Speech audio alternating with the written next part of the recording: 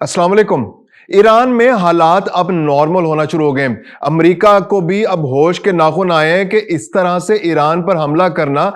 बहुत मुफीद नहीं होगा, क्योंकि आसपास के ममालिक ने भी हरी झंडी दिखा दी है। सऊदी अरब ने, कतर ने, ओमान ने तो कहा है कि अगर आप ईरान पर हमला करेंगे तो ये बहुत अच्छा शगुन नहीं होगा। सऊदी अरब ने तो खास तौर पर बिल्कुल साफ साफ कह दिया है कि हम आपको अपने अड्डे और फिजाई हदूद इस्तेमाल करने की इजाजत नहीं देंगे। ऐसे में डोनाल्ड ट्रंप को भी अब लग रहा है कि जैसे ईरान में हालात अब नॉर्मल हो रहे हैं और वहां पर जो फांसियां देने का उन्हें खौफ था, यानी उन्हें बहुत खौफ सताया जा रहा था कि वहां की आवाम को कहीं ईरानी हुकूमत फांसियां ना दे दे, तो वो अब खदशा भी उनका काफी हद तक कम हो चुका है और अब वो कहने लगे हैं कि अब ईरान से हमें अच्छी खबरें आना शुरू हो गई हैं। तो मुमकिन है कि हम इंतजार करें और ईरान के रद्द अमल का जायजा लेते रहें। अगर ईरान के हवाले से हमें कोई शुकूक व शुबात पैदा होंगे तो फिर हम हमला भी कर सकते हैं। ये वो सारी सूरत हाल जो इस वक्त लेटेस्ट है ईरान की और अमेरिका की कशीदा सूरत हाल के अंदर। ये लेटेस्ट डेवलपमेंट है जो हम आपसे शेयर कर रहे हैं। अमेरिका का रवैया कभी भी प्रिडिक्टेबल नहीं रहा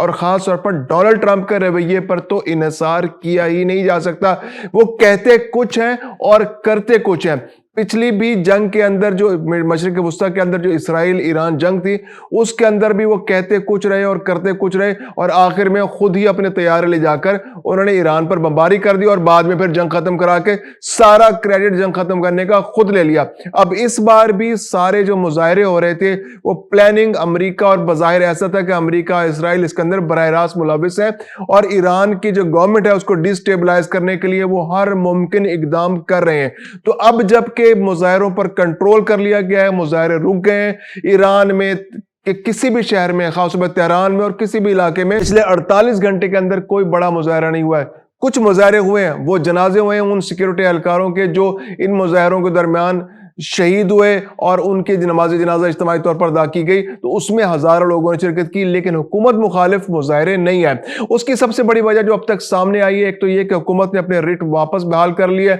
और जो इंटरनेट के इस्तेमाल के जरिए जो लोग आपस में राब्ते कर रहे थे, तो इंटरनेट की सर्विस को मुकम्मल तौर पर मुअत्तल कर दिया गया। पहले भी जो हुकूमती ज़ेर असर जो इंटरनेट सर्विसेज थी ईरान के अंदर, उनको पहले ही बंद कर दिया गया था। फिर जो टेलीफोन सर्विसेज थी उनको बंद कर दिया गया था, इंटरनेशनल टेलीफोन कॉल्स वो बंद कर दी गई थी। लेकिन फिर अमेरिका ने स्टारलिंक के साथ, जो एलन मस्क का इदारा है स्टारलिंक, उसके जरिए वहां पर सैटेलाइट के थ्रू डायरेक्ट और जीपीएस को इस्तेमाल करके लोगों तक इंटरनेट की सर्विसेज पहुंचाना शुरू कर दी थी, जिसकी वजह से मुजाहरीन और उनके कायदीन के दरमियान राब्ते बहाल हो गए थे और मुजाहरे बहुत मुनज़्ज़म अंदाज में होना शुरू हो गए थे। उसके बाद ईरान ने जो क्रैकडाउन किया है, तो अब मुकम्मल तौर पर स्टारलिंक के तमाम जो इंटरनेट कनेक्शन से उनको खत्म कर दिया गया है। जहां जहां से डिवाइसेस और टर्मिनल्स उनके लगे हुए थे वहां खासतौर पर क्रैकडाउन किया जा रहा है, उनकी डिवाइसेस को जब्त किया जा रहा है और उनके टर्मिनल्स को गैर मौसर कर दिया गया है। इसमें खासतौर पर रूस से आने वाले जो जैमर्स हैं उन्होंने बहुत अहम किरदार अदा किया है। माहिरीन का कहना यह है कि बहुत जो पिछले जो 13 दिन की जंग हुई उसके बाद से रूस के दरमियान और ईरान के दरमियान खास तौर पे कोलैबोरेशन हुई, क्योंकि ईरान जो रूस जो इस वक्त यूक्रेन के साथ भी जंग में है और वहां पर जो जैमर्स इस्तेमाल कर रहा है, जो मुख्तलिफ इक्विपमेंट्स को रोकने के लिए या सैटेलाइट को रोकने के लिए या इंटरनेट की सर्विसेज को रोकने के लिए यूक्रेन में, तो वही इक्विपमेंट उसने ईरान को भी दिया और ईरान ने उसका बड़ा मौसर अंदाज में इस्तेमाल किया और मुजाहरीन को उन्होंने इंटरनेट के सर्विसेज मुअत्तल करके मुजाहरों को रोक दिया। इसके अलावा भी हुकूमत ने अपने रेट बहाल करने की कोशिश की है। दूसरी जानिब डोनाल्ड ट्रंप का कहना है कि उन्हें ईरान की जानिब से बहुत अच्छे पैगामात मिले हैं, यानी कि वो पैगामात मिले हैं जो वो चाह रहे थे। तो इसका मतलब है कि कोई ऐसी डेवलपमेंट डिप्लोमेटिक फ्रंट पर भी हो रही है जो डोनाल्ड ट्रंप को मुतमईन करने के लिए काफी है। और इसमें बहुत सारी चीजें हो सकती हैं कि जो, क्योंकि डोनाल्ड ट्रंप जिस तरह से आलमी सियासत को चलाने की कोशिश कर रहे हैं, तो उसका कुछ रंग रूप, उसका जो अंदाज है वो को बहुत अच्छा नहीं है। वेनेजुएला में जिस तरह से उन्होंने वहां के सदर को अगवा कर लिया, रात के रोशनी वहां पर हेलीकॉप्टर ले जाकर वहां से उनको अगवा करके लेकर, अब न्यूयॉर्क के अदालतों में उनके खिलाफ मुकदमा चल रहे हैं। क्यूबा में अपना वजीर आजम जो उनके वजीर खारजा उनको मार्को रूबियो को वहां पर वजीर आजम वहां का सदर बनाने की तैयारी हो रही है। इस तरह ग्रीनलैंड पर कब्जा करने की बातें हो रही हैं, उसको खरीदने की बातें हो रही हैं। ईरान के अंदर भी वो रिजीम चेंज की पूरी प्लानिंग किए बैठे हैं। अब भी वो ان کا جو پلان ہے وہ رجیم چینج ہی ہے. اب بھی وہ امید لگائے بیٹھے ہیں کہ جو مظاہرین ہیں وہ دوبارہ سے منظم ہوں گے, وہ وہاں پر دوبارہ اپنی حقوق کے لیے جنگ لڑیں گے. وہ جو یہاں کا جو رجیم ہے, جو سیاست ہے, جو جبر کی سیاست, ان کے بقول یہاں پر جبر کا ایک نظام قائم ہے, جہاں پر ایک مذہبی حکومت قائم ہے, اس کا خاتمہ کریں گے. اور جو وہاں پر جو پرانا جو عوام کی امنگوں کے مطابق یہاں پر ایک حکومت آئے گی, یعنی جمہوریت بحال ہو جائے گی, اور جمہوریت کے اندر جو لوگ اپنے حق رائے دہی کے ذریعے جو اپنی حکومت منتخب کریں گے اس کو موقع ملے گا. اس کے لیے وہ کوشش کر رہے ہیں. اب تو یورپ کے مختلف ممالک نے بھی ان کی آواز میں لانا شروع کر دیا. لیکن جس چیز کی وہ توقع کر رہے تھے کہ جو آس پاس کے پڑوسی عرب ممالک ہیں جو ایران کے ساتھ جن کی سرحدیں ملتی ہیں, یہ جو ایران کے پڑوس میں موجود ہیں, جو گلف ممالک ہیں, یہ جو مشرق وسطیٰ کے ممالک ہیں, ان کی جانب سے امریکہ کے جو مشترکہ پارٹنر ہیں, جو ان کے ساتھ ان کی طرف سے ان کو سپورٹ ملے گی, تو وہ سپورٹ امریکہ کو نہیں مل سکی. خاص طور پر ان کو سعودی عرب سے توقع تھی کہ سعودی عرب جو ہے وہ ایران سے بہت عرصے سے کنفرنٹریشن میں ہے, اور پچھلے 45 سال سے تو اسپیشل ایک خاص کنفرنٹریشن ہے جب سے وہاں پر ایران کے اندر انقلاب آیا, اس کے بعد نئی حکومت بنی. تو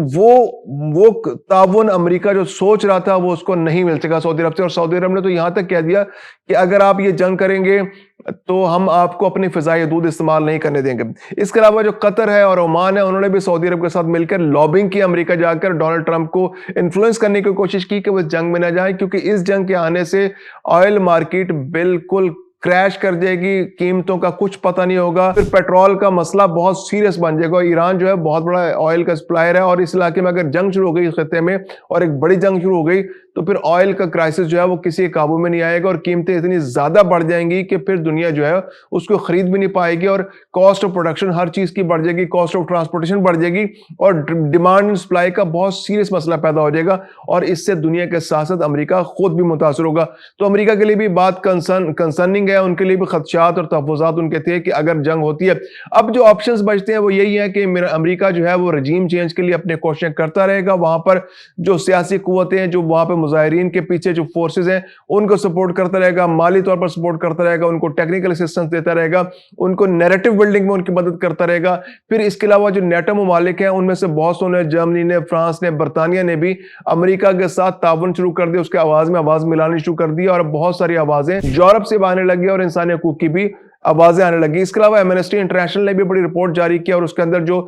پچھلے دونوں مظاہرین کی اموات ہوئیں اس پہ خدشات کا اظہار کیا, تحفظات کا اظہار کیا, اور یہ توقع ظاہر کی کہ آنے والے دنوں میں مظاہرے جب ختم ہو گئے تو یہاں پر صورتحال نارمل ہوگی. لیکن انہوں نے جو ایران کی موجودہ حکومت ہے, جو موجودہ رجیم ہے, اس پر شدید تحفظات کا اظہار کیا اور تنقید کیا کہ ان کی وجہ سے بہت سارے لوگوں کی قیمتی جانیں ضائع ہو گئی, اور اگر مظاہرے پرامن رہتے اور وہاں پر ان پر فائرنگ نہ کی جاتی تو بہت ساری قیمتی جانیں ضائع ہونے سے بچائی جا سکتی تھی. تو اس کے علاوہ جو مختلف عالمی ادارے ہیں ان کی جانب سے بھی کنسرن ظاہر کیا جا رہا ہے کہ یہ ایران کی جو گورنمنٹ ہے وہ مظاہرین پر مظالم کر رہی ہے. تو اب رضا پہلوی کا جہاں تک تعلق ہے, تو وہ رضا پہلوی صاحب جو ہے ان کو عمومی رویہ تو یہ تاثر تو یہی ہے کہ امریکہ ان کی مدد کر رہا ہے, لیکن ڈونلڈ ٹرمپ نے آج اپنے بیان میں کہہ دیا جی کہ ہم تو ان کی مدد نہیں کر رہے, تو یہ تاثر غلط ہے کہ ہم ان کو وہاں پر لانا چاہ رہے ہیں.